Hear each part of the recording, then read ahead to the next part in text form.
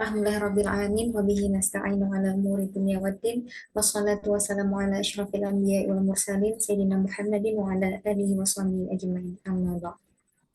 Bersyukur kita panjatkan kehadirat Allah Subhanahu wa taala yang telah memberikan kita nikmat kesehatan dan juga kesempatan untuk menghadiri acara bedah buku terakhir kita pada Rabu siang hari ini. Kemudian salawat dan salam kita sampaikan kepada baginda Rasulullah Shallallahu Alaihi Wasallam beserta para sahabat dan keluarga beliau, dan semoga kita semua dapat mendapatkan syafaatnya di hari akhir. Amin ya rabbal alamin.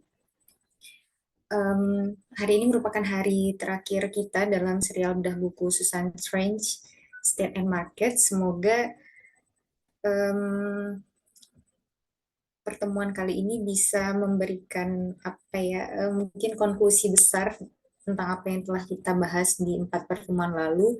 Meskipun ini pesertanya udah berkurang terus ya, dan ada tadi yang izin juga Bu, karena lagi ada acara, ada PBAK di jurusan HI hari ini dilaksanakannya. Jadi mungkin mereka akan nonton record, dan insya Allah kami juga bakal upload video pembelajaran ini di YouTube gitu. Insya Allah. Selanjutnya saya langsung memberikan kepada Bu Rara untuk menyampaikan materi terakhir kita dalam serial bedah buku Susan Strange pada hari ini. Silakan Ibu. Baik, terima kasih Feby dan Nur Aini, juga Pak Alam yang insya Allah selalu hadir ya kalau saya tidak salah itu. Eh, Maafkan atas segala segala kekurangan ya yang ada di apa namanya yang ada di bincang buku ini.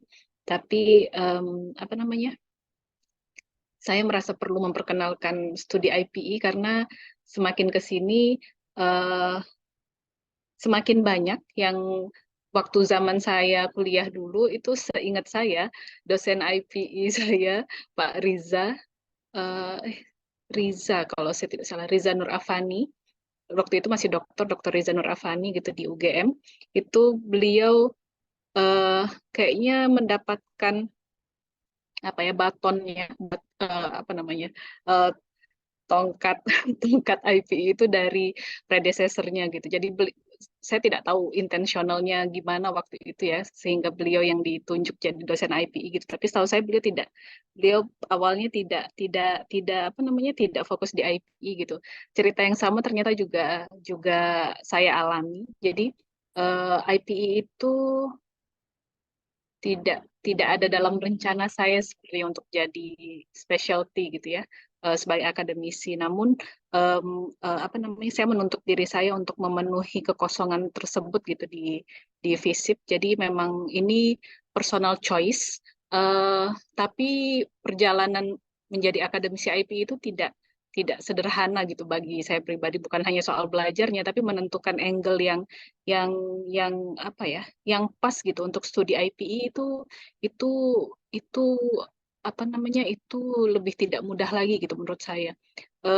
Banyak yang fokus ke sectoral analysis.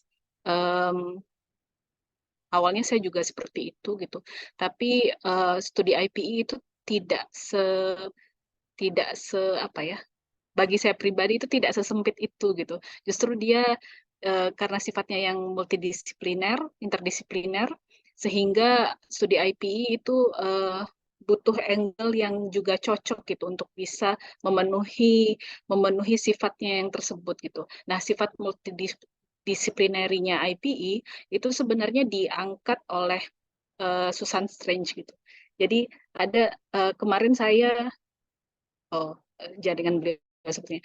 Eh, Kemarin apa namanya ada saya baca referensi gitu ya, bukan referensi, review tentang buku ini gitu di Goodreads sama di sempat di Amazon nggak ya, saya nggak ingat. Kayaknya di Goodreads deh saya baca.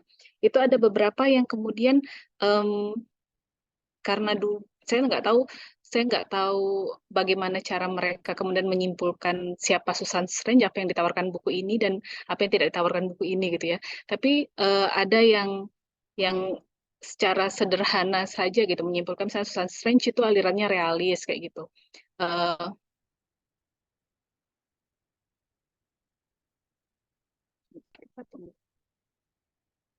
Oh, baik. Selamat kembali Pak Alam. Jadi tadi saya jelaskan bahwa kemarin saya sempat melihat-lihat review tentang buku Stats and Markets ini gitu. Kalau saya tidak salah, saya tuh sempat bacanya di Goodreads apa di Amazon atau di keduanya gitu ya. Eh, Salah satu yang saya suka lakukan gitu ya kalau lagi baca buku gitu. Em, di apa? Kalau saya tidak salah di Goodreads itu ada saya melihat bagaimana cara kemudian mereka membuat review gitu ya. Memang ada beberapa cara gitu ya. Bagaimana membuat review. Yang pertama itu adalah melihat melihat secara partikular. Jadi kalau melihat secara partikular itu berarti kemudian buku Susan Strange tidak dibaca secara utuh gitu. Jadi Stats and Markets itu dibacanya sesuai dengan ya kebutuhan dari si pembaca saja gitu misalnya. Jadi ada yang memberi review itu saya tidak tahu apakah dia sudah membaca keseluruhan, tapi kemudian dia merekomendasikan ini nggak terlalu apa namanya karena di dunia sekarang di tahun kayaknya 2021-an kayaknya 2020 ke atas setelah dia dia bikin review itu sudah banyak yang tidak relevan katanya ya data-data yang diajukan oleh Susan Strange, maka kemudian minimal gitu yang bisa dibaca dan menurut dia penting itu adalah bab preface kalau saya tidak salah. Jadi kalau prolog ya kalau nggak salah yang apa empat kisah empat empat em, struktur empat struktur yang ada gitu, yang di desert island itu di pulau yang terpencil itu gitu.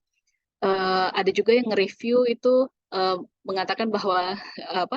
Jadi satu dia dia membawa label bahwa Susan Strange adalah realis. Banyak yang banyak akademisi juga gitu ya yang kemudian membuat klasifikasi tentang Susan Strange dan bukan siapa dan apa namanya aliran pemikiran yang beliau bawa gitu.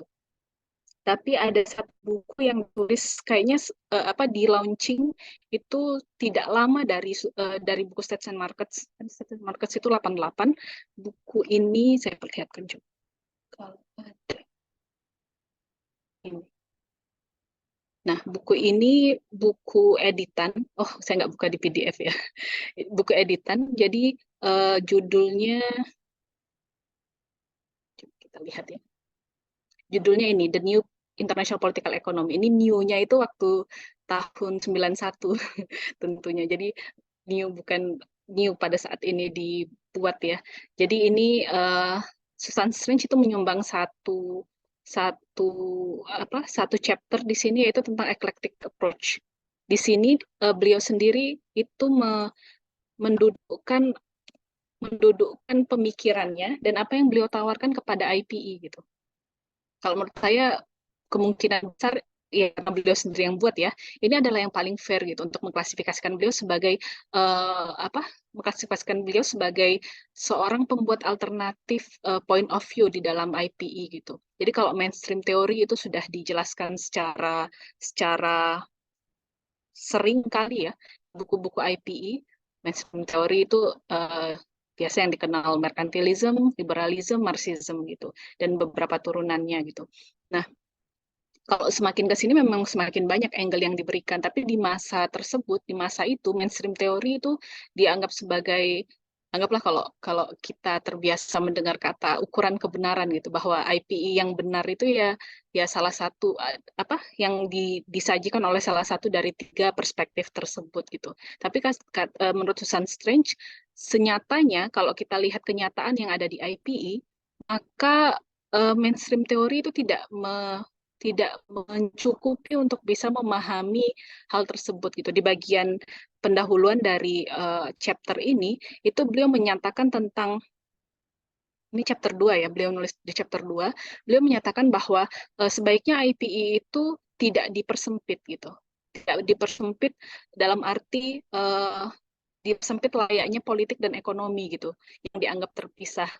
Kata beliau apa namanya beliau mengutip Lord Robinson atau siapa gitu, saya belum ngecek Lord Robinson itu siapa, nanti perlu dicek di ininya ya di referensi yang dipakainya, biasanya ada di referensi yang dipakai itu beliau mengatakan bahwa IPE itu jangan sampai jadi one eyed monster katanya. One eyed monster itu adalah uh, monster satu yang punya satu mata. Satu mata kenapa? Karena either or gitu, either politics or economics kayak gitu. Jadi hanya sempit cara berpikirnya. Dan kemudian kenapa monster? Karena kemudian mengeksklud apa namanya kontribusi atau kemungkinan alternatif pemikiran yang diberikan oleh satu sama lain gitu. Yang politik merasa bahwa yang penting adalah itu dan kemudian mengeksklud ekonomi, yang ekonomi juga demikian kayak gitu. Setidaknya di masa beliau apa namanya kondisi ini mungkin kental dirasakan gitu. Makanya kemudian beliau di sini adalah Susan Strange itu menyatakan butuh merilis Stats and Markets dan kemudian membuat semacam ini kayak kayak semacam mungkin kita bisa bilang kesimpulan gitu ya, penjelasan tambahan dari bagian konklusi. Karena di bagian konklusi, kalau teman-teman lihat, di bagian konklusi kan itu uh, dari nama judulnya aja, pick your own or suit yourself gitu. Jadi benar-benar dibuat secara terbuka gitu. Yang menarik dari Susan Strange itu adalah cara mengemas penjelasannya di State and March. Jadi memang kalau menurut saya ada yang mereduksi. Jadi di Goodreads itu ada yang mereview bahwa ini yang isinya common sense doang gitu. Maksudnya tidak dianggap kemudian hal tersebut itu tidak impar gitu ya, setara dengan apa yang ditawarkan oleh para mainstream teoris kayak gitu. Atau apa bagaimana apa ini mah cuma struktural Marxism katanya gitu. Jadi tidak ada hal yang baru yang dibawa Strange gitu. Nah, sebenarnya kalau mau apa membaca buku ini secara utuh itu ada beberapa hal yang kemudian bisa bisa uh, disimpulkan gitu. Ini salah satu yang ini beberapa catatan saya uh, setelah merenungi gitu ya hasil membaca komplit buku buku Stats and Markets ini gitu. Yang pertama adalah saya cuma bagi ini terdiri dari dua bagian gitu. Apa yang disediakan oleh buku ini dan apa yang tidak disediakan oleh buku ini. Sesederhana itu karena kalau kita pakai cara membacanya Adler, The Meeting of Minds itu uh, dimaksudkan bahwa kita berusaha benar-benar menangkap apa pesan yang disampaikan oleh penulis gitu. Uh, Mungkin kalau dengan lus ya kita bisa bilang tidak lebih dan tidak kurang gitu. Jadi kita memasukkan pendapat itu nanti di bagian akhir setelah membaca isi buku ini secara tuntas, bukan hanya membaca seperti apa ya tuntas membaca word by wordnya, tapi beneran taat membaca seperti yang di apa di uh, diajarkan atau disampaikan oleh Adler gitu. Jadi sampai ke tahap analytical reading sebelum kita masuk ke syntopical reading. Kalau udah masuk ke syntopical reading itu mungkin kita bisa buat judgment atau evaluasi gitu ya tentang buku ini bagaimana gitu posisinya di tengah buku-buku yang menawarkan tema yang sama gitu. Nah, jadi ini saya buat setelah menelaah bagian analytical reading dan kemudian secara sangat sederhana gitu saya buat tadi ya dibagi dua gitu. Jadi apa yang disajikan oleh buku ini yang gambaran besarnya adalah bagaimana sih cara cara berpikir tentang IPE atau bagaimana cara menstudikan IPE gitu. Minimal yang disarankan oleh Susan Strange agar kita tidak terjatuh ke one-eyed monster tadi, menjadi one-eyed monster gitu. Jadi cara untuk tidak menjadi one-eyed monster salah satunya itu adalah dengan uh, membuat jadi kalau kalau saya pakai uh, semoga benar ya karena nggak bisa dikonfirmasi lagi ke Susan Strange-nya. Jadi itu adalah dengan cara membuat analisa atas fakta gitu. Tapi ya fakta yang disajikan, fakta dan peristiwa yang sebenarnya terjadi, jadi bukan interpretasi atas fakta dan itu kemudian dibuat apa namanya? Dibuat sebagai sebagai standar untuk membuat teori atau penjelasan kayak gitu. Jadi yang diinginkan Strange itu adalah kita melihat beneran ke fakta yang ada seperti apa gitu. Bukan hanya sekedar misalnya, oh international political economic system itu kayak realis berpikir itu adalah zero sum game. itu itu apa bahwa sifat dari sistem politik ekonomi politik internasional itu zero sum game itu dianggap sebagai standar kebenaran gitu. Kata Strange lihat dulu fakta dan peristiwa sebenarnya itu maksudnya seperti apa kayak gitu. daripada kemudian mendasarkan analisis kita atas interpretasi tersebut, interpretasi realis tersebut gitu misalnya, atau bahwa kerjasama itu dimungkinkan di sini. Apa yang dimaksud dengan kerjasama gitu? Itu kan itu hal-hal penting untuk difikirkan oleh seorang penstudi IPE gitu. Apa yang dimaksud dengan kerjasama di sini? Nah, beberapa hal itu diklarifikasi oleh Strange, beberapa hal lain itu kemudian kita diminta untuk melanjutkan perjalanan kayak gitu. Makanya uh, pick your own or suit yourself kayak gitu. Ya diserahkan lagi kepada penstudi HI dan IPI-nya sendiri gitu. Jadi ini secara general gitu ya. Jadi yang ditawarkan oleh Strange adalah bagaimana cara berpikir dan mempelajari IPI gitu.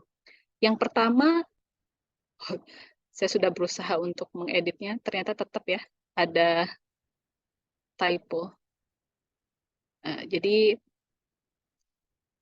yang pertama itu adalah selalu uh, kalau cara beliau menyajikan itu mulai dari general common sense.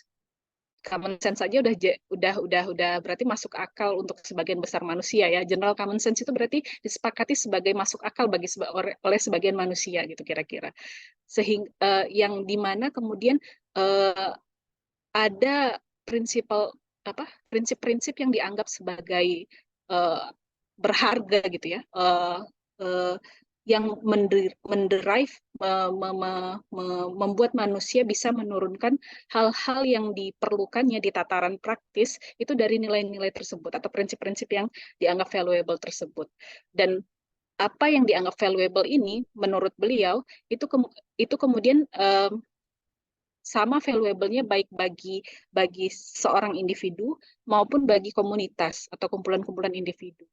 Nah, Strange sendiri ini ini kayaknya dia ngambilnya memang secara common sense beneran setelah menelaah mungkin kira-kira apa ya yang saya anggap berharga di dunia ini, mungkin gitulah kira-kira ya yang saya bayangkan perjalanan beliau sampai kepada ada 4 basic values itu yang kemudian disajikannya secara menarik gitu di bagian yang preface itu yang di prolog sebenarnya ya, di bagian prolog gitu. Benar nggak prolog namanya? Ya benar, bagian prolog yang Some Desert Island Tales itu. Jadi 4 basic values itu adalah security, yang di sini secara common sense juga itu diartikannya sebagai uh, aman. Saya pakai F ini harusnya. Aman dari ancaman gitu. Dari ancaman kepada apapun yang dianggap berharga gitu ya bagi orang tersebut. Kemudian yang kedua adalah kekayaan gitu. Kekayaan di sini itu dimaknai sebagai kemampuan untuk bisa memenuhi kebutuhan-kebutuhan. Ini kenapa Strange itu tidak menjelaskan uh, beberapa atau banyak ya terms yang digunakannya itu karena seperti kata Adler ya ketika dia menjelaskan tentang bagaimana cara membaca buku-buku tertentu gitu yang sesuai dengan subject matters-nya.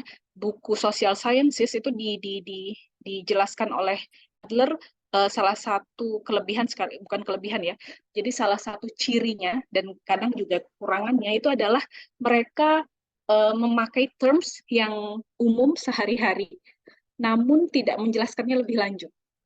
Jadi kayak terms soal ini, misalnya security, wealth gitu, freedom, and justice itu tidak dijelaskan secara spesifik gitu. Maka kemudian kita sebagai pembaca itu perlu semacam membuat definisi berdasarkan hasil bacaan kita tentang apa yang dia maksud dengan security, wealth, freedom, dan justice gitu. Nah, sependek yang saya bisa simpulkan itu Strange memaknai misalnya security itu safe from threats gitu ya.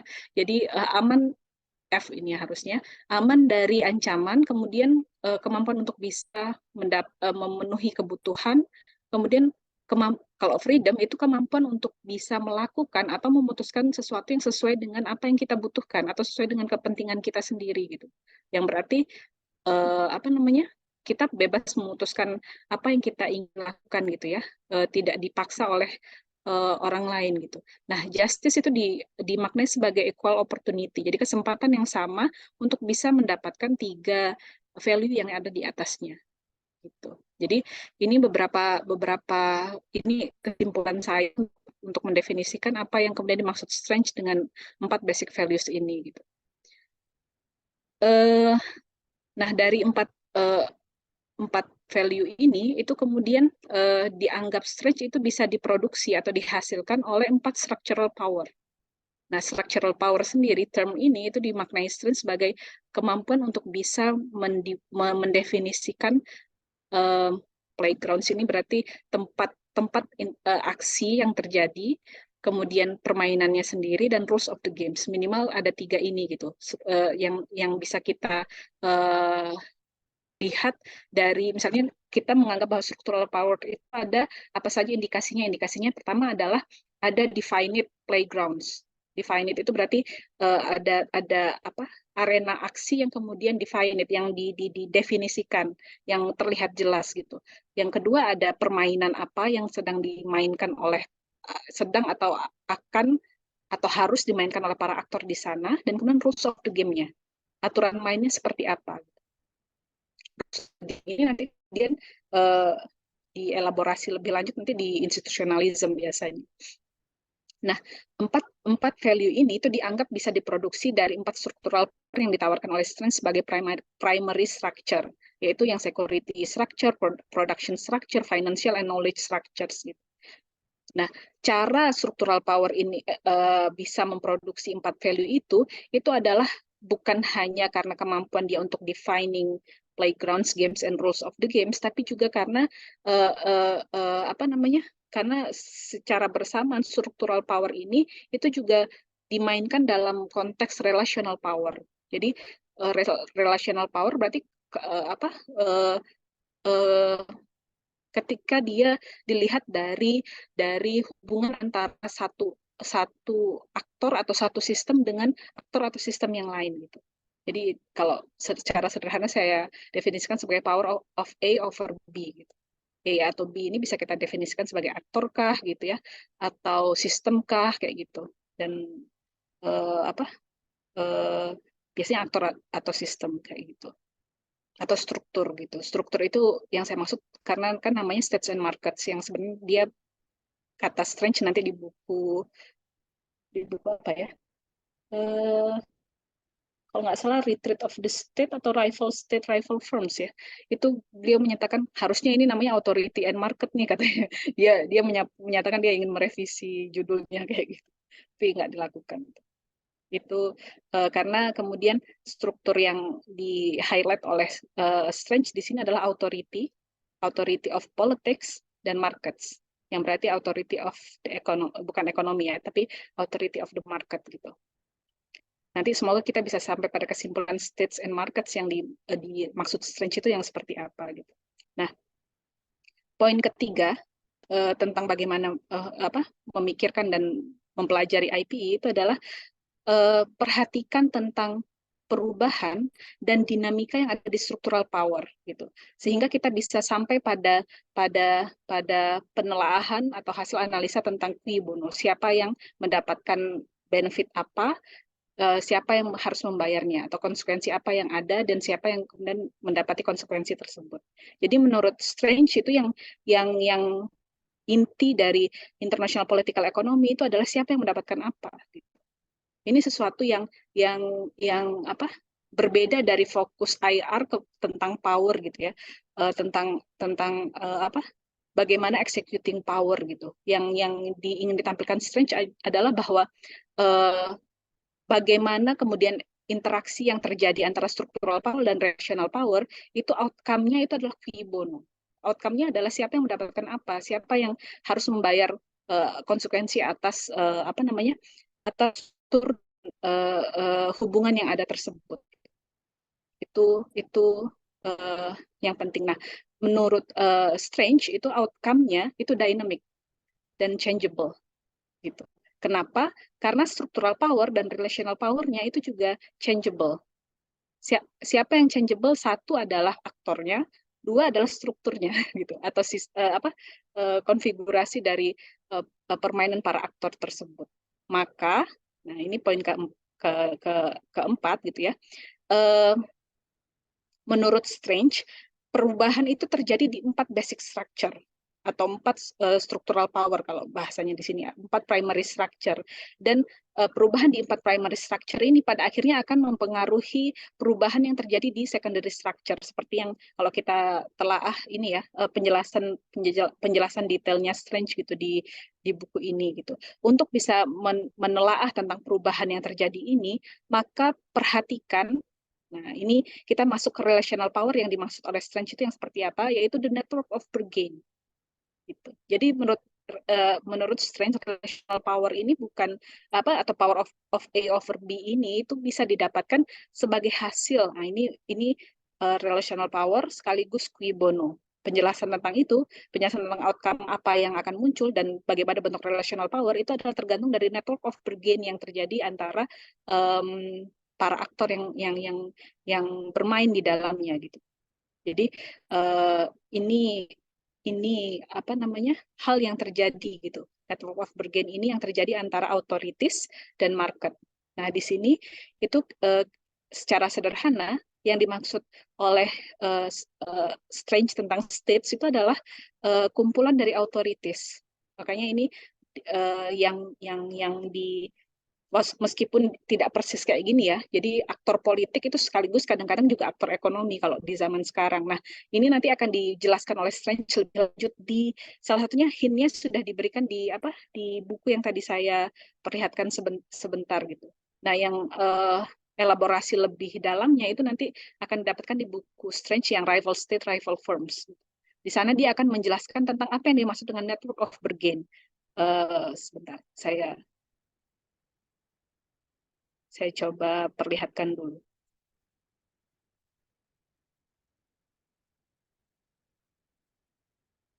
Kira-kira network of Bergen itu kayak gini, gitu. Kira-kira seperti ini ya, yang nanti kemudian ingin dijelaskan Strange lebih lanjut dan dielaborasi lebih lanjut di Rival States, Rival Firms. Gitu. Balik lagi ke yang tadi. Nah, ini jadi yang apa? Itu yang network of Bergen. Jadi network of Bergen ini nanti akan ditentukan oleh saya sebutkan saja ada 3 struktur, yaitu adalah hasil network Bergen ini terdiri dari 3 bargaining relations atau relational power, yaitu states and states, states and markets atau government and government, government and company, company and company gitu. Jadi network Bergen ini ada di dalam triangular diplomasi. Itu term yang digunakan Strange kemudian di buku yang Rival States, Rival Firms kalau saya tidak salah. Gitu. Jadi network Bergen ini terjadi antara authorities dan market. Nah, authorities itu biasanya di apa ya di apa yang menjadi pengendaranya adalah political players. Di sini political players ini bisa berlayer-layer. Nah, ini yang menariknya. Jadi dari tahun segitu aja Strange itu sudah menekankan bahwa ini bukan hanya soal national government gitu. Tapi ada local government, ada non-state authorities gitu ya. Non-state authorities ini bisa elites, bisa uh, elite groups gitu ya, kumpulan apa kelompok-kelompok masyarakat itu yang kemudian berada di level elit gitu, ataupun bisa international organization gitu. Itu yang dimaksudnya dengan authorities. Tapi mereka semua itu berusaha untuk berwenang untuk atau punya kewenangan politik tertentu gitu. Nah, di satu lagi adalah market gitu. Kalau market itu berarti driven by private sectors atau bisnis. Jadi ini yang berada di market, network of Bergen yang ada di market itu kemudian terdiri dari private sectors, business entity, ataupun sosial professional players. Jadi ada pemain-pemain yang berada di sosial lingkupnya ataupun profesional gitu. Ini yang dimaksudnya dengan market. Jadi bukan sekedar ini ya, bukan sekedar market yang dimaksud oleh dalam sistem perdagangan gitu. Karena bagaimanapun juga Strange itu menjelaskan atau mengakui tentang ada struktur bernama knowledge gitu. Makanya saya masukkan di sini professional societal players, karena nanti knowledge itu terdiri dari belief system dan ideas gitu. Yang nanti kemudian turunan dari ideas itu misalnya teknologi dan science kayak gitu ya. Kalau yang belief system itu dia mengakui bahwa belief system itu akan membuat struktur tertentu di dalam masyarakat gitu yang akan menentukan cui bono tadi gitu. Ini hal-hal menarik yang ada di dalam Strange sebenarnya. Jadi sejak tahun segitu, meskipun dianggap banyak yang menganggap remeh ya, tentang ada yang menganggap remeh gitu, tapi ada juga yang apa namanya mengeluh-elukan Strange gitu. Secara sederhana kalau kita baca buku ini itu kita akan melihat elaborasi dari pemikiran Strange yang tadi dinamakannya eclectic approach gitu. Bagaimana dia kemudian bisa mengelaborasi beragam pendekatan, menggunakan beragam pendekatan ketika ia berusaha untuk memahami tentang apa sih IPE gitu, apa yang terjadi di IPE dan bagaimana cara kita harus memikirkan dan menstudikan IPE. Gitu. Jadi ini tentang network of Bergen gitu. Yang perlu diperhatikan adalah siapa penyedia dari apa namanya penyedia dari basic structure tadi dan yang membuat perubahan itu terjadi. Perubahan ini untuk tujuan siapa? Makanya ini untuk tujuan siapa? Dan siapa yang mendapatkan keuntungan dari perubahan tersebut? Siapa yang harus membayar konsekuensinya? Kayak gitu. Ini beberapa hal yang perlu diperhatikan dari bagaimana kemudian network of Bergen terjadi dan kemudian mempengaruhi terjadinya perubahan dalam basic structures. Gitu. Nah, kata ini penjelasan Strange dalam buku ini ya. Ada 3 situasi atau 3 jenis network of Bergen yang kemudian yang menimbulkan ada 3 situasi gitu. Yang pertama adalah balance bargaining power gitu. Jadi yang pertama adalah ketika setara antara authorities dan markets. Gitu. Yang berarti kemudian network of Bergen-nya itu ya sama-sama mengakomodir kepentingan dari political player, kepentingan dari market players gitu. Nah, atau ini yang paling dia tidak bilang ideal ya. Strange tidak bilang bahwa yang balance bargaining power ini ideal atau tidak ideal. Dia tidak membuat value judgment gitu. Meskipun dia berdasarkan value yang tadi, dia cuma ingin menjelaskan bahwa ini struktur dan sistem yang ada di sistem ekonomi politik internasional gitu. Perubahan yang terjadi itu bisa terjadi menurut dia ada di minimal di tiga apa namanya tiga nuansa ini gitu. Meskipun tentunya tidak precise ya. Ada dominasi authority yang tidak terlalu dominan mungkin ya kalau kalau kalau kan di mana ya? Oh ini sebentar. Stop share lagi. Ini. Nah, ini yang paling awal gitu. Jadi ini dielaborasinya lebih lanjut di bagian konklusi. Jadi yang ini itu yang balance, yang ini yang berarti kemudian market itu lebih dominan, yang di sini authority lebih dominan. Menurut dia itu ketika balance itu berarti kemudian yang dianggap sangat valuable di dalam sistem dan struktur internasional saat itu adalah freedom dan justice gitu. Yang disupport tentunya dengan wealth, kemudian security gitu. Nah, ketika kemudian authority yang mendapatkan lebih mendominasi itu berarti kemudian ketika apa namanya? Ketika wealth itu kemudian uh, jadi ke ini kok kayaknya salah ya. Harusnya kalau authority itu security yang lebih lebih di atas gitu. Tapi ya kita ikut apa yang digambarkannya saja. Gitu. Jadi ketika wealth itu kemudian dipakai untuk generating security dan freedom dan terakhir ya yang dianggap sebagai apa value yang paling di bawah itu justice gitu. Itu ketika kemudian apa namanya oh ini mungkin maksudnya, tapi sebentar, karena ini agak berbeda dari halaman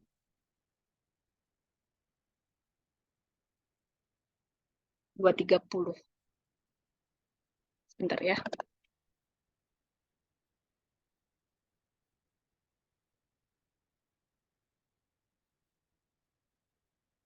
Nah ini, jadi ini apa? di sini nanti kemudian dijelaskannya lebih lanjut gitu. Jadi struktur yang tadi yang apa apakah uh, uh, market atau authority yang lebih lebih lebih dipentingkan di dalam society tersebut. Ini society-nya bisa layer by layer ya. Meskipun dia di buku ini menjelaskan tentang international political economy, sebenarnya kalau kita mau pakai point of view-nya Strange gitu untuk mempelajari apa yang terjadi di national apa namanya network of bargain dan di local network of bargain itu sangat mungkin gitu. Jadi itu salah satu menariknya cara pandang Strange sebenarnya. Nah, ini dia memperlihatkan bahwa struktur yang tadi itu bisa dijelaskan dengan beberapa cara gitu. Ini kan ada timbangan lagi di sini ya, yaitu bahwa satu itu sifatnya interlocking, yang kedua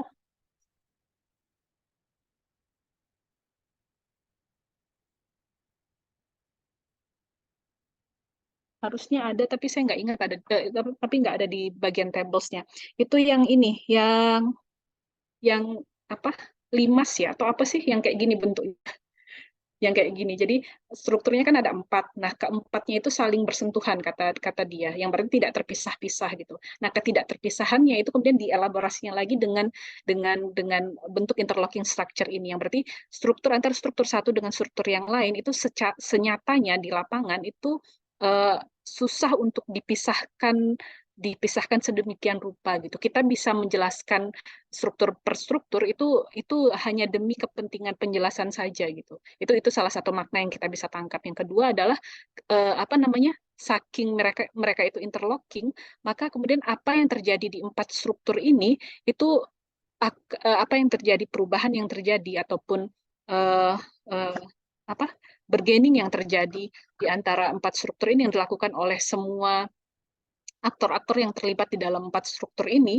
baik aktor itu hanya terlibat di security saja, knowledge saja, production saja atau kredit saja, ataupun mereka terlibat di lebih dari satu struktur, kan ini ada yang beririsan banyak kan. Ini player-playernya ada yang punya kapasitas dan kemampuan untuk terlibat di beberapa struktur sekaligus misalnya, itu kemudian akan mempengaruhi cui bono tadi gitu, mempengaruhi outcome dari sistem tersebut gitu. Nah, ini jelaskan lebih lanjut itu dalam bentuk yang seperti ini gitu. Jadi kalau kalau terjadi perubahan di structural change ini gitu ya, di apa namanya di structural power ini, yaitu di security structure, production structure, finance and knowledge structure ini, itu kita akan berusaha mengakses perubahan yang kemudian ingin di highlight itu adalah uh, uh, bagaimana kemudian outcome yang ada di misalnya di balance structure-nya gitu. Di market structure-nya apa saja yang didapatkan dan state dan di authority, ini authority sekali lagi ya, sebenarnya Strange ingin ingin merevisi ini menjadi authority gitu. Nah, di authority sendiri dia uh, menyatakan pentingnya mendiferensiasi antara yang non state dan international organization. Itu masih sama-sama masuk authority gitu, atau political players yang kalau tadi saya definisikan kayak gitu. Itu yang apa poin yang D ini gitu, poin yang E ini gitu. Jadi ada tiga, kira-kira ada tiga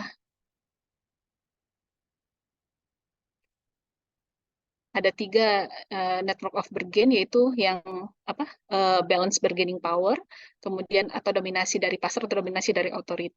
Gitu.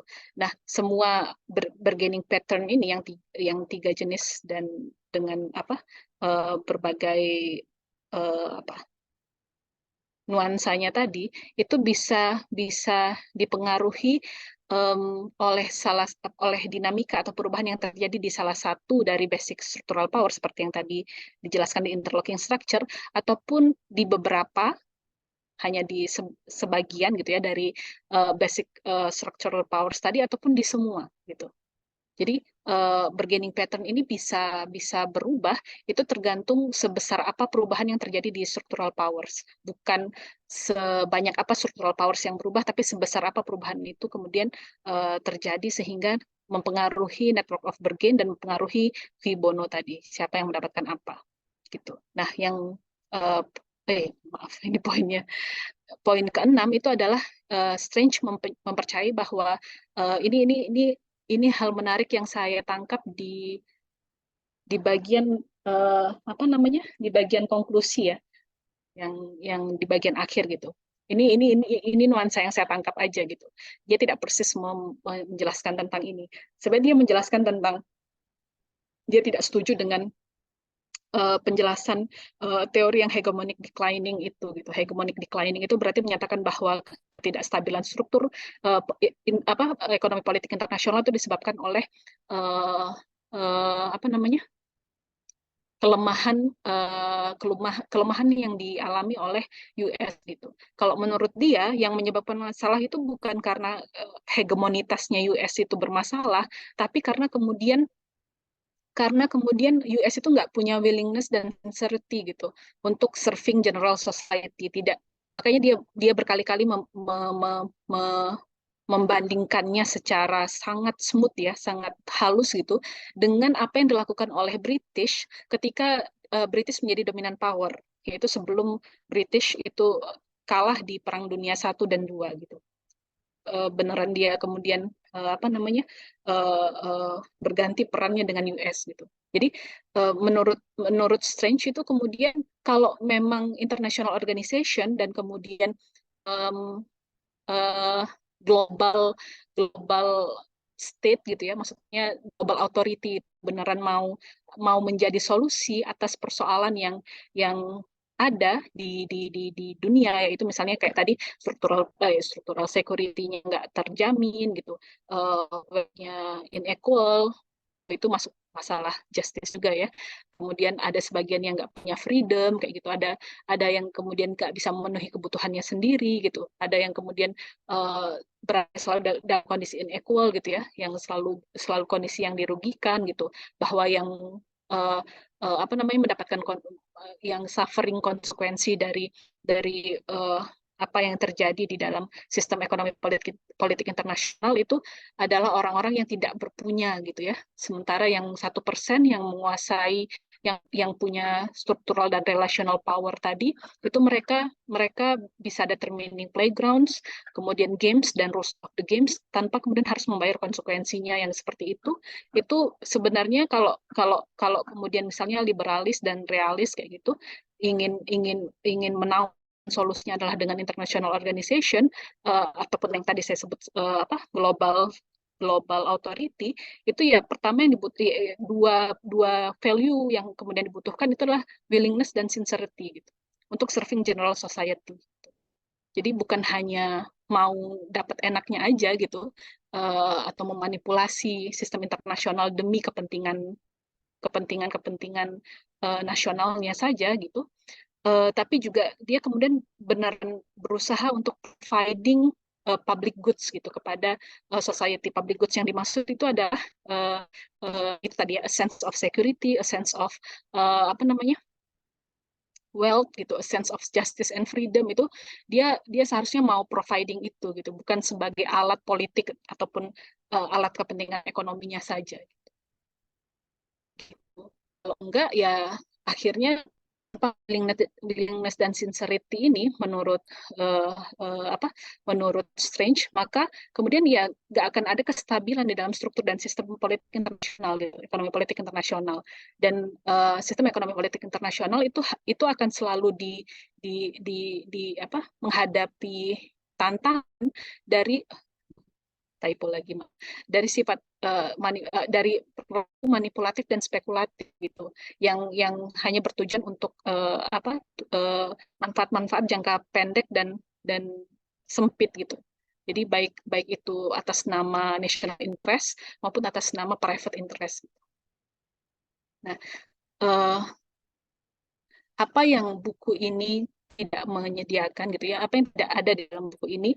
Yang pertama adalah buku ini memang tidak bermaksud untuk menggunakan mainstream teori dalam IR dan IPE gitu. Penyebutan beberapa mainstream teori itu digunakan untuk sesuai dengan kebutuhan saja, untuk mengelaborasi beberapa events ataupun apa namanya, fakta yang kemudian ada di lapangan ketika itu relevan gitu. Yang kedua adalah outcome dari network of bargains. Ini di uh, memang sengaja dibuat strange on gitu. Dia nggak determining gitu.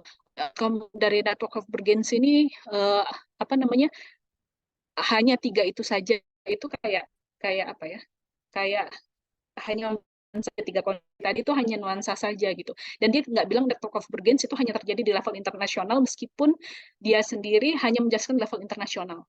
Jadi itu demi kepentingan buku ini yang untuk providing bagaimana cara berpikir dan menstudikan IPE saja gitu. Tapi dia sendiri mengatakan bahwa karena berasal dari value yang common sense ya, dari general values yang di general common sense tadi, yang berarti kemudian cara berpikir strange ini itu bisa dipakai untuk menganalisis apa yang terjadi atau sistem apa yang ada di dalam sistem politik ekonomi nasional ataupun lokal kayak gitu.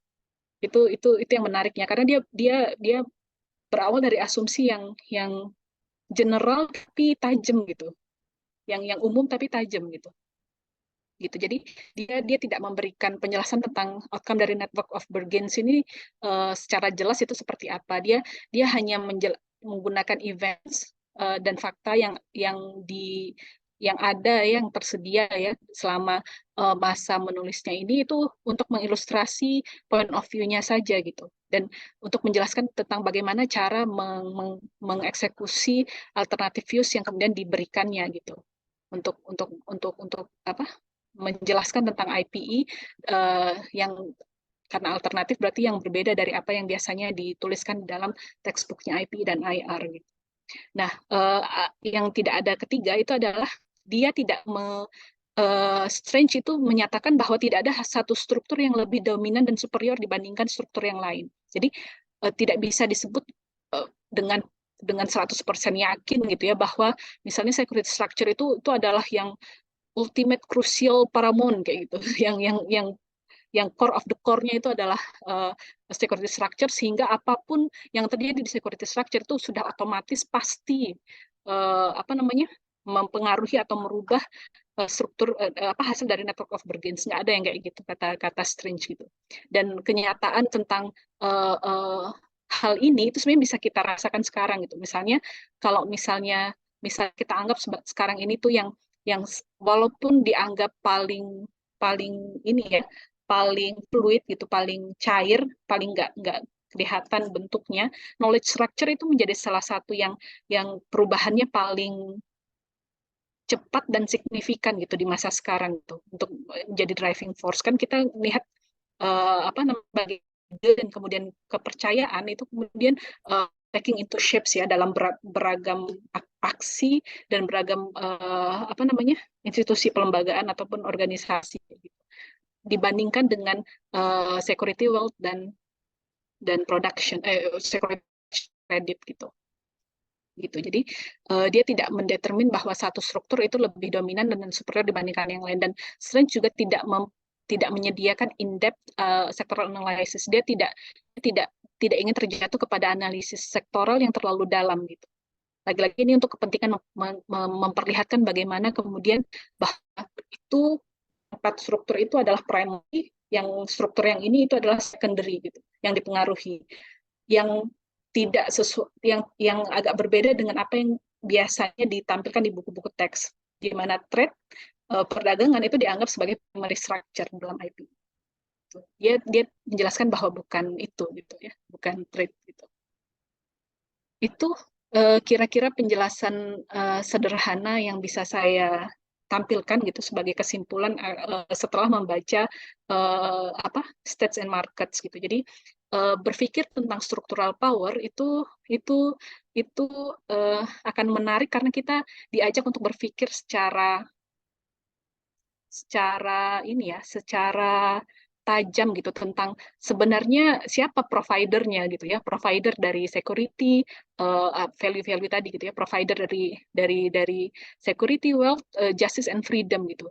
Siapa yang kemudian player yang misalnya di level nasional gitu ataupun di level regional gitu ya, yang kemudian menjadi player yang providing security structures, production structures gitu ya, financial structures maupun knowledge structures gitu. Siapakah playernya? Atau dalam sistem internasional itu siapa kayak gitu? Benarkah, gitu ya? Benarkah ultimate questionnya, benarkah kemudian yang kita sangka bahwa US itu adalah the dominant power gitu. Kalau kita assess dari pandangan ini, itu nanti akan menarik. Atau apakah dominasi US itu seberapa dominan US itu di-assess juga gitu dengan pendekatan ini. Kemudian apakah sekarang dominasi tersebut, kalau memang dominan gitu ya, apakah dominasi tersebut di-challenge siapa gitu, mulai di intervensinya di struktur apa gitu. Apakah struktur security? Kayaknya enggak kan. Kalau kita lihat misalnya dominasi US di sektor security, ya masih kayak gitu-gitu aja gitu. Di kredit mungkin, gitu ya. Di kredit mungkin. Di production lebih mungkin lagi gitu, karena ada keberadaan yang baru. Gitu. Di knowledge sangat mungkin lagi gitu, karena udah nggak kiblatnya ke sana lagi misalnya. Dan itu itu itu itu beberapa hal yang bisa bisa kita lihat gitu kalau kita menggunakan cara pandangnya Strange gitu. Demikian kira-kira, mohon maaf uh, atas segala kekurangan. Monggo kalau ada yang mau menyampaikan pendapat atau berdiskusi.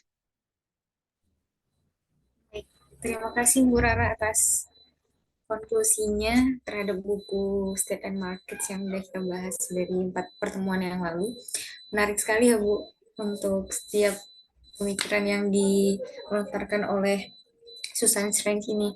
Dan Feby mau nanya, tadi kan beberapa review dan juga Ibu pernah bilang untuk data-datanya itu kan lama gitu kan.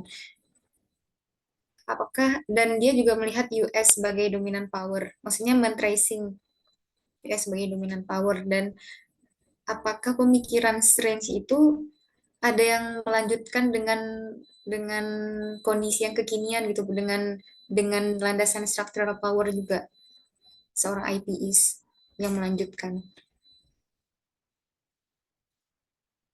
atau memang kita membaca structural power itu hanya di Strange saja gitu. Kalau kalau itu kayaknya kita harus menelusuri ke beberapa studi lanjutan ya. Tapi kalau misalnya dilihat di buku ini, Authority and Markets, ini buku yang judulnya Authority and Markets, Susan Strange Writings IPE, itu lagi-lagi yang salah satu edit buku ini Roger Tuss, yang salah satu yang bikin buku The New International Political Economy tadi.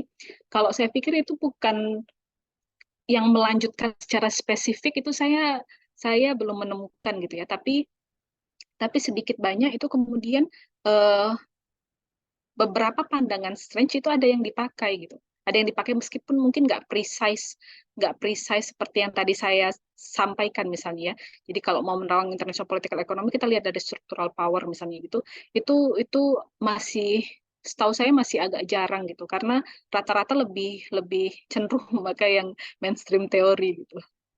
Pakai mainstream teori. Jadi yang eklektik itu belum terlalu, setahu saya ya, karena sampai saya harus bacanya ke Susan Strange kan itu berarti untuk nyari eklektik ya, untuk nyari yang klik juga gitu dengan cara pandang saya itu ini apa uh, kayaknya nggak gampang gitu, kayaknya nggak gampang.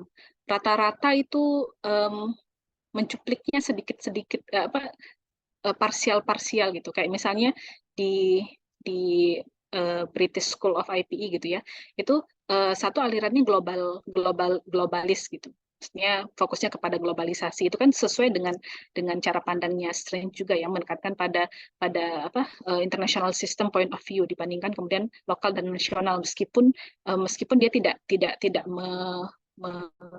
menegasikan pentingnya hal tersebut, tapi dia tidak fokus ke sana. Dia cuma menjelaskan bahwa yang dia berusaha jelaskan itu adalah tentang IPE di level internasional, gitu. Ya namanya IPE gitu ya. Tapi dia tidak me, apa, me, mengundermine gitu pentingnya memahami lokal dan nasional, konteks lokal dan nasional gitu. Itu salah satu. Yang kedua itu fokus pada beberapa value gitu. Ada yang bahas IP itu dari, kalau saya tidak salah gitu ya, itu dari trust. Tapi saya lupa siapa. Saya nemunya waktu di sana sih, waktu kuliah di sana. Jadi apa coraknya itu lebih lebih lebih lebih yang seperti itu gitu ya, lebih beberapa yang parsial seperti itu gitu. Jadi cara pandang yang globalis dan kemudian cara pandang yang lebih berusaha melihat kenyataan, ke event nyata, ke fakta-fakta yang ada, instead of kemudian hasil interpretasi dari para teoris-teoris saja kayak gitu. Itu lebih lebih yang seperti itu gitu. Gitu. Baik, Bu. Mungkin untuk teman-teman yang lain, rekan-rekan yang lain, apakah ada yang ingin didiskusikan atau yang ditanyakan? Mbak Baik, Muti mau nambahin? ada Bu Mutiara Halo Putri. Ra, Assalamualaikum.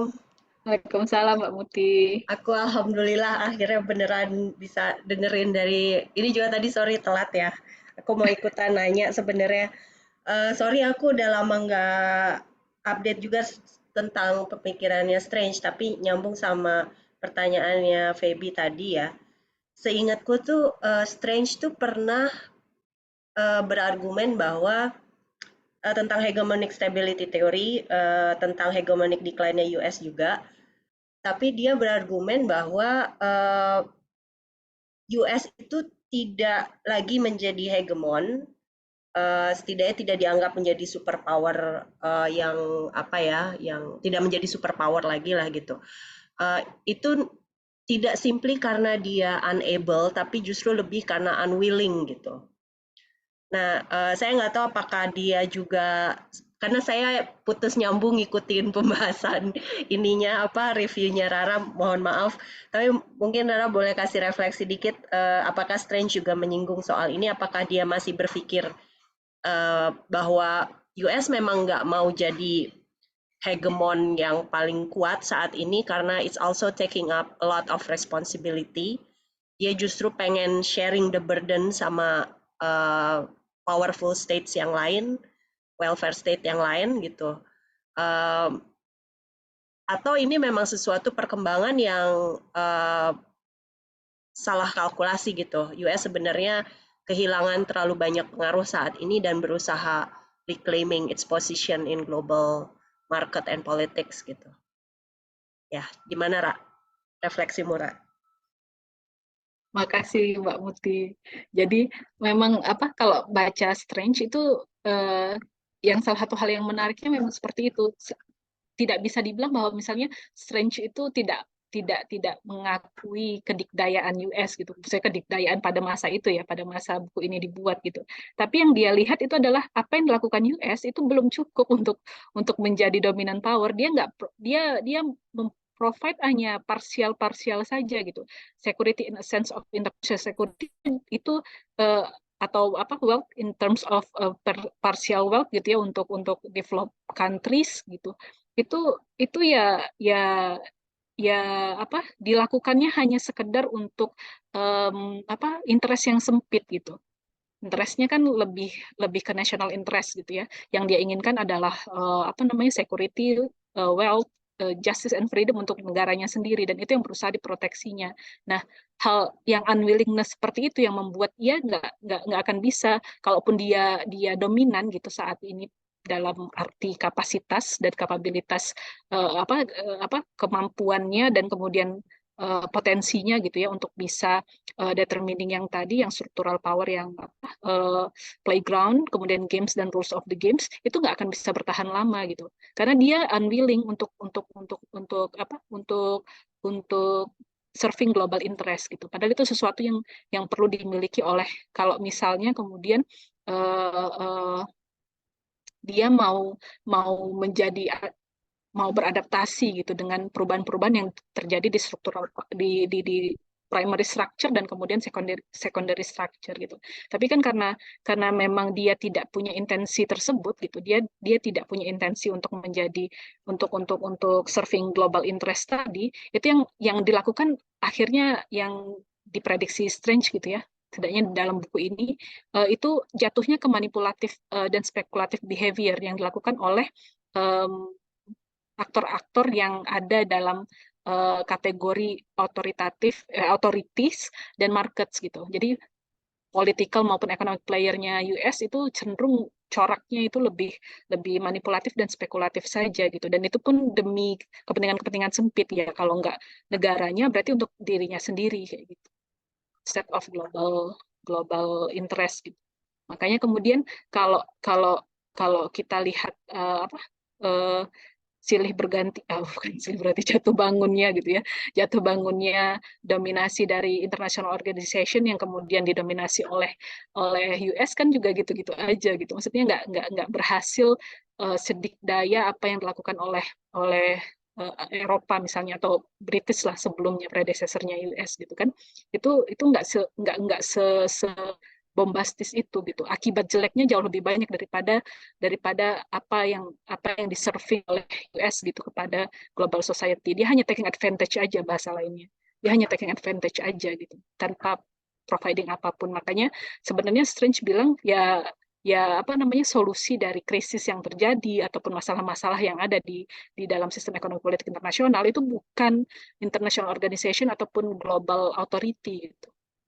Tapi solusinya adalah kemudian player yang di non US gitu ya, player yang di non US itu ya speak up gitu, harus apa kemudian berusaha untuk determining apa punya freedom untuk menentukan tentang arah mereka mau kemana, mereka mau ngapain kayak gitu, value yang mereka mau tuju seperti apa, konfigurasi dari value tersebut termasuk dengan structure, primary structure, secondary structure yang kemudian mereka mau bentuk itu coraknya seperti apa gitu. Instead of kemudian masih berada di dalam ilusi bahwa apa namanya agenda mereka gitu ya, agenda negara atau negara bangsa gitu.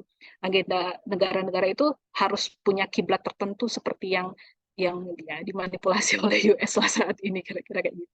Agenda apa war on terrorism kayak gitu kan, yang gitu-gitu kan itu menunjukkan ini kan apa sempitnya pandangan US gitu.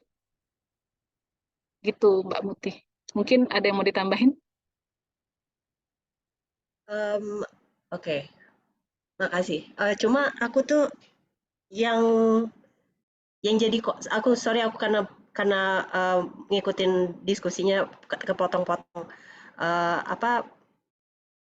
Tapi ini konteksnya jadi tahun berapa Ra, kira-kira yang lagi diargumentasikan oleh Strange ini konteksnya periode Tahun ini tahun milenium. 88 keluarnya. Kenapa? Buku ini tahun 88 keluarnya. Oh, Jadi oke. Iya, unwillingness tapi of US itu ya disinyalir oke. dari beberapa peristiwa yang di tahun itu gitu terutama. Artinya yang Global War on Terror belum masuk sini Belum, sebenarnya ya. belum. Kemungkinan ada argumentasi baru lagi kemungkinan ya. Sayangnya beliau sudah tiada tahun 98. Ya, ya, Jadi ya nggak arti ya gitu. ya setelah buku ini maksudnya belum ada Belum. argumen Eh, lagi. buku terakhir itu kalau nggak salah Retreat of the State. Kalau nggak salah ya, apa Rival State ya? Kayaknya Retreat of the State. Ya. Ya, Iya, ya, ya. buku terakhir Aku yang Retreat of I'm the not State itu tahun eco-police person, jadi 98. aku juga nggak ngikutin ini ya terakhir argumentasi beliau.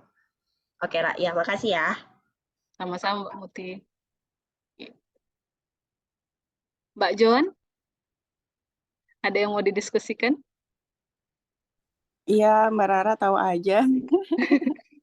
Monggo. Jadi, ya sebelumnya mohon maaf, hari ini tadi saya juga agak terlambat ininya datangnya, terus juga pertemuan pertemuan ketiga kayaknya deh saya belum nyimak ulang gitu.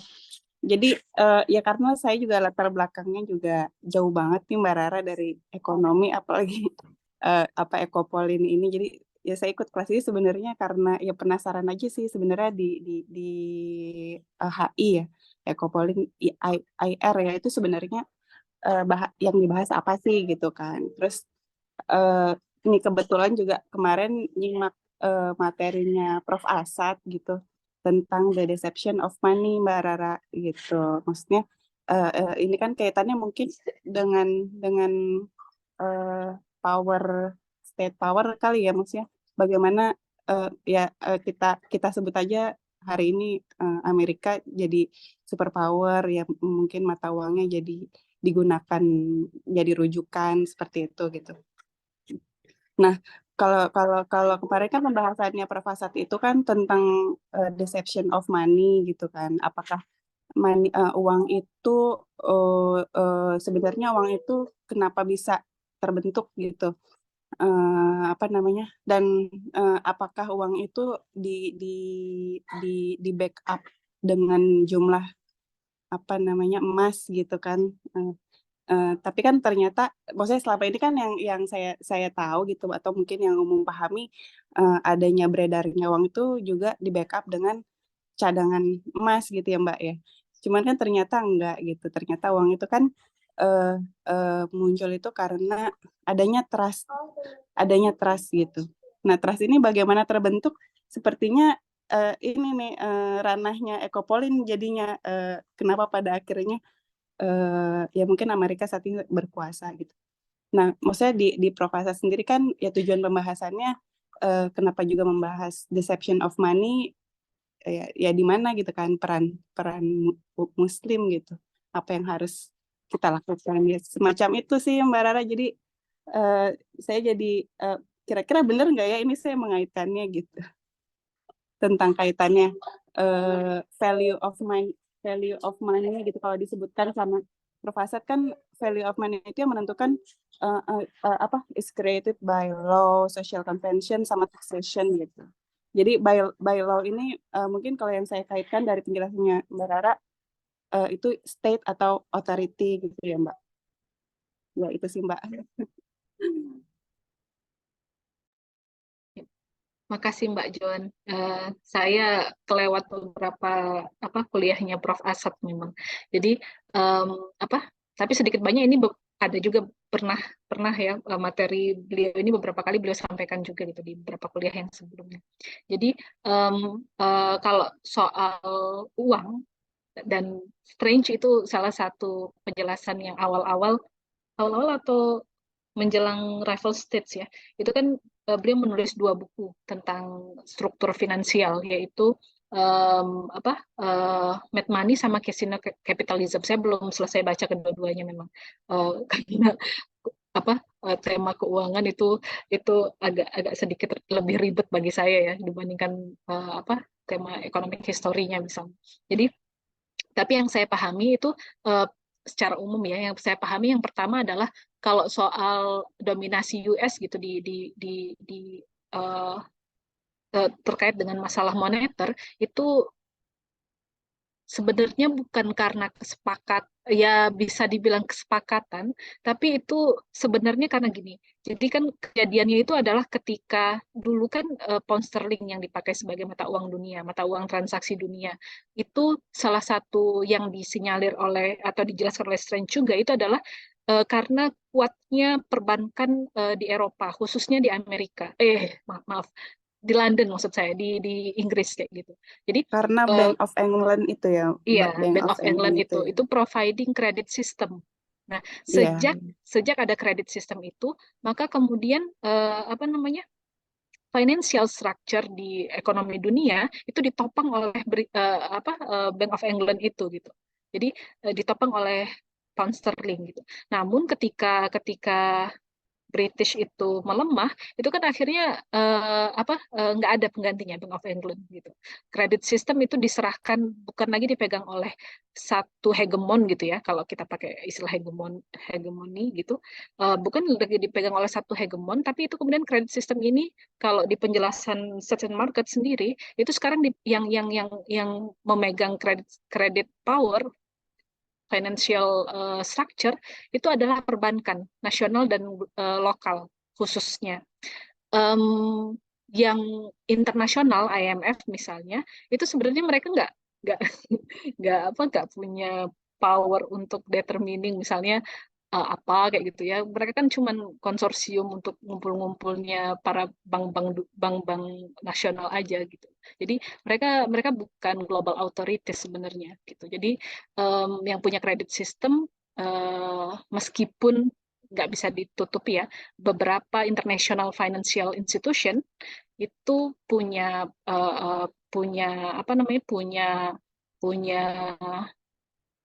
financial power yang juga punya financial power, tapi itu nggak mencengkram ke atau tidak mengundermine keberadaan dari nasional dan lokal banks kayak gitu. Nah, itu untuk kredit system. Jadi kredit system itu memang sepenuhnya ada di market players. Tapi kalau berbeda dengan moneter gitu. Kalau moneter itu kan soal currency. Nah, currency ini itu sebenarnya sepenuhnya ada di currency market. Jadi sistem mata uang yang ada sekarang itu punya pasarnya sendiri. Nah, di pasar inilah spekulasi berjalan gitu. Di pasar ini itu deception, kalau kita mau pakai istilah deception kayak gitu ya, deceptionnya banyak terjadi itu adalah karena banyak spekulan gitu. Spekulan itu yang menghasilkan uang dari uang gitu. Ya, riba yang bentuknya lebih ini ya, lebih masif dan lebih besar gitu. Kenapa? Karena yang dipermainkan adalah jadi produknya itu adalah uang gitu. Produknya itu adalah uang yang dipertukarkan di pasar di international currency market kayak gitu. Dan itu kalau selama kita punya punya punya modal yang cukup itu kita bisa membuat membuat sebuah negara itu mengalami krisis moneter kayak gitu.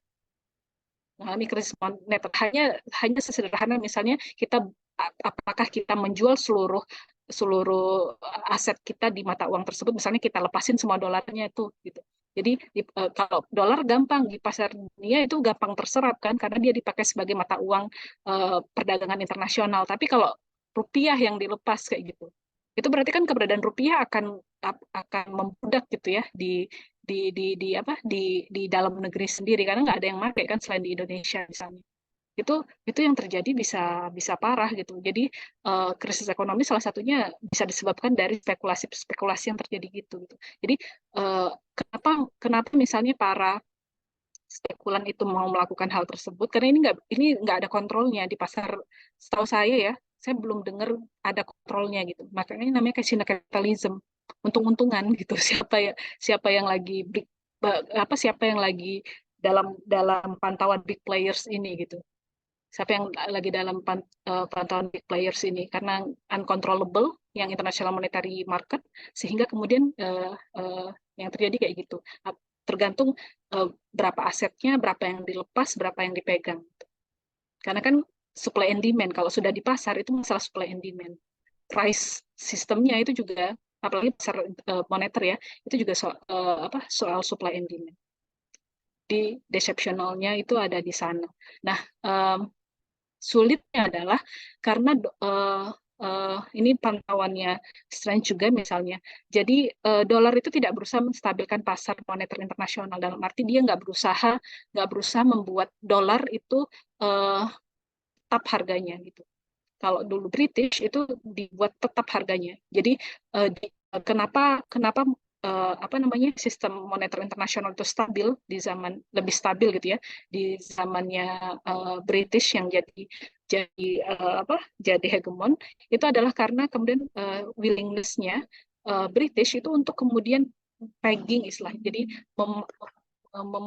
menstabilkan nilai mata uangnya di tengah mata uang yang lain kayak gitu. Ya mata uang yang lain di zaman British jadi superpower kan nggak banyak gitu. Yang ada mata uang tradisional saja gitu, nggak terlalu banyak meskipun ada misalnya kompetitornya waktu itu misalnya Turkey Ottomani kayak gitu. Tapi kan nggak semasif sekarang ya, flow of money-nya nggak seperti sekarang gitu. Jadi apa yang dilakukan oleh US sekarang ya dominasinya itu ya terutama adalah karena ini tadi gitu. Dia ingin jadi ini ada teorinya sendiri sebenarnya. Jadi salah satunya adalah dia ingin mendapatkan a sense of freedom gitu ya untuk mengontrol inflasi yang ada di dalam negerinya dengan mengorbankan kestabilan nilai dolar atas mata uang yang lain. Gitu.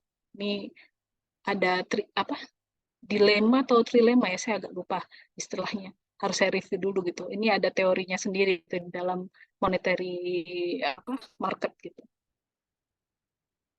Gitu Mbak Jun. Jadi memang penjelasan Prof. Asep menarik. Tadi yang kan ini kan moneter yang tadi. Yang sebelumnya apa? Kredit apa? Iya, kredit. Ya. Iya. Tentang kredit ya. Ini tuh Jadi ada kaitannya sama perjalanan maksudnya ya dunia kan yang tadinya masyarakat pertanian, industri, yang sekarang kan finance gitu. Makanya ya akhirnya jadi ada moneter ini gitu ya. Maksudnya yang sebelumnya kredit mungkin Inggris berkuasa karena pada masa itu adalah masa industrialisasi. Itu sih yang aku tangkap dari kelasnya Perfasat gitu, Mbak. iya, benar Mbak Joan. Jadi keberadaan kredit ini itu membuat mungkinnya lahir kapitalisme, sistem ekonomi kapitalisme. Karena tanpa kemudian mereka perlu accumulating wealth gitu ya, accumulating profit, itu mereka kemudian tetap punya purchasing power bahasanya, tetap punya daya beli gitu. Kalau dulu kan misalnya zaman-zaman tradisional gitu ya, di mana kemudian aktivitas ekonomi itu masih real ekonomi, beneran aktivitas memproduksi sesuatu yang kemudian dipertukarkan di pasar kayak gitu. Baik pasarnya mau level lokal, nasional, internasional gitu, itu masih masih real real real real apa ekonomi yang berjalan. Kalau sekarang itu sejak ada sistem kredit makanya kemudian apa disebut sebagai ekonomi ribawi itu adalah karena kredit itu kan membuat uang dari uang gitu.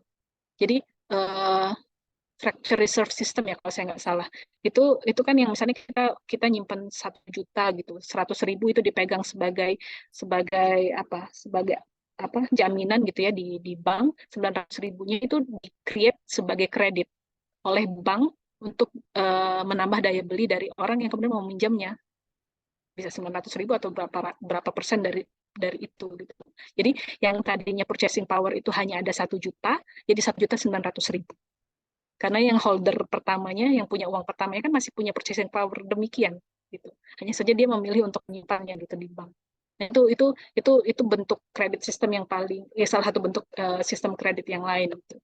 Jadi uh, dan itu sistem ini tuh dianggap sangat penting di zaman industri karena kalau mau ngumpulin profit dulu baru kemudian apa namanya ngembangin industrinya atau membuat satu cycle baru dari apa produksinya itu mereka mereka akan sangat lambat gitu perkembangannya. Dengan adanya kredit system di satu sisi mereka dapat capital, di sisi lain mereka dapat jaminan pasar. Jadi jaminan bahwa supply yang mereka berikan ke pasar itu langsung terserap oleh demand.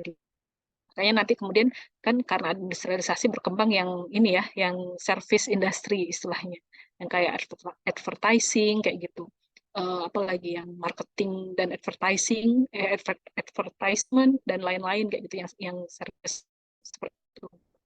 Instead of kemudian daripada real ekonominya gitu. Jadi kalau zaman sekarang aja misalnya yang disebut dengan real ekonomi yang bisa kita lihat itu adalah bahkan di pasar lokal itu campuran juga gitu antara tapi lebih real gitu karena benar diproduksi dan apa yang diserap oleh konsumen di pasar itu kan real ininya nyata produknya gitu dan servisnya gitu.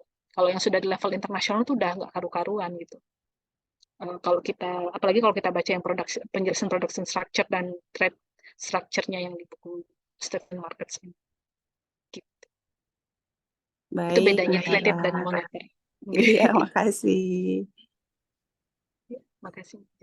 Monggo, Nuraini belum nanya. Masih berusaha menyatukan pemahaman dari pertemuan awal sampai sekarang, Bu.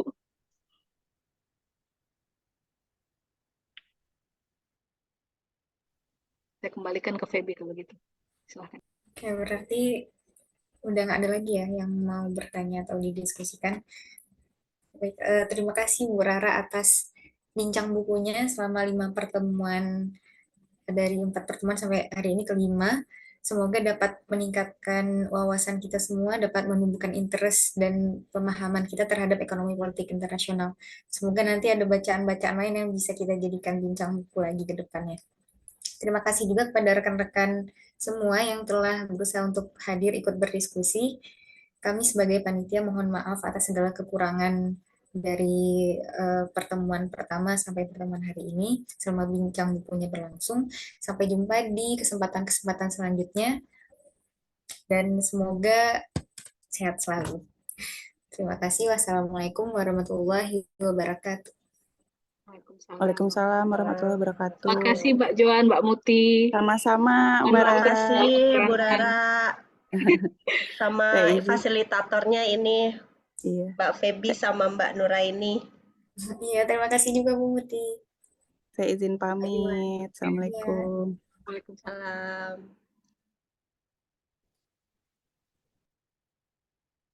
Ini di recordnya di langsung kan ya?